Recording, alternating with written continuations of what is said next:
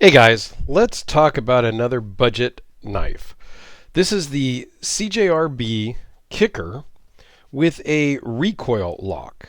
And we'll talk about what that is because, quite frankly, I didn't know what it was until my buddy Alex from Alex's Knives and Such sent me this knife to check out. So let's just dive into the specs, shall we? It's 4 and 3 quarters closed, 8 1/4 overall, 3.51 blade, 3.31 cutting edge. This is in D2 steel, 0.125 blade thickness, 0.509 overall thickness, minus the clip. Runs on bearings and weighs in at 4.6 ounces. So let's just go and zoom in and talk about the lock first off. It is basically a access style lock with a cage up here on top to access the bar rather than using rather than touching the bar itself. So if you can kind of see it down there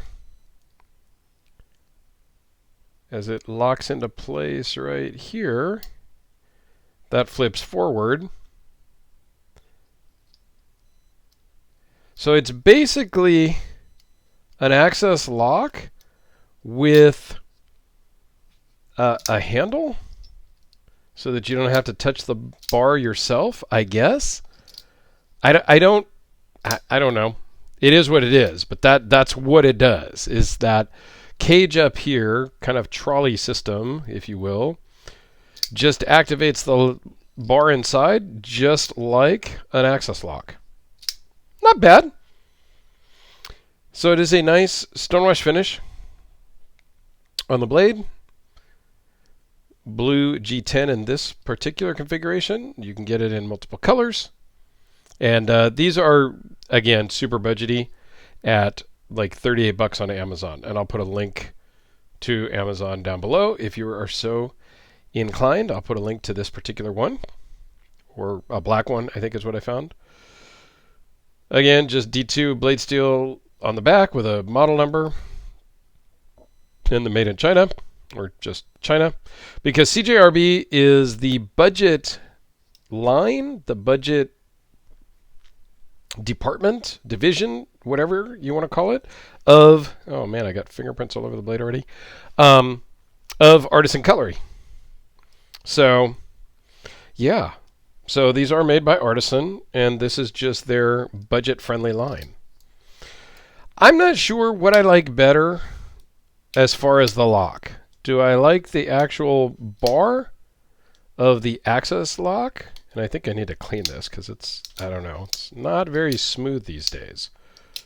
Or do I like the recoil? I think I like the bar placement better because it's easier for me to grab than up here. Now you can do it with your finger, but what happens for me anyway is as it flips around to close, the flipper tab pushes my finger off of the lock, which I guess is a good thing because you don't want to be holding it back. It keeps it closed. I don't know. It's a weird lock to me. It feels really good in the hand. I do like the blade shape. It gives you that piercing point with a lot of belly. So all in all, I do like that. You can choke up slightly. It's not really a finger choil, so you want to be careful with that. The pocket clip, they could have recessed this into the G10, and I would have been much happier with it. But it works all around. It's a nice knife, and I appreciate Alex sending it in. So let's do a couple of quick size comparisons. You got the Sharpie. You got the AA battery. You got Spyderco Delica. For those of you into flashlights, what about the FW3A, which uses an 18650 battery? which is roughly the same exact size as this. It's kind of amazing how much they can pack in to this light with such a big battery. And then how about next to the full-size Benchmade Griptilian to give you kind of an idea there. So Alex, thank you for sending this in. I do greatly appreciate it. It is textured G10, but not super textured. G10 backspacer, steel liners.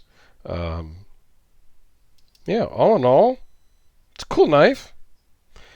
Not my thing exactly, because the recoil lock is a little bit awkward for me. But yeah, all in all, cool knife. Can't really complain about a $38, $40 knife now, can we? I'm just saying, guys. Thanks for watching, everybody. I do greatly appreciate your time. Quick, short video, not a whole lot to talk about on the budgety stuff sometimes, because this one doesn't excite me much. So, you know, it's fine, but yeah, there you go. Thanks for watching, everybody. I do greatly appreciate it. We'll see you tomorrow.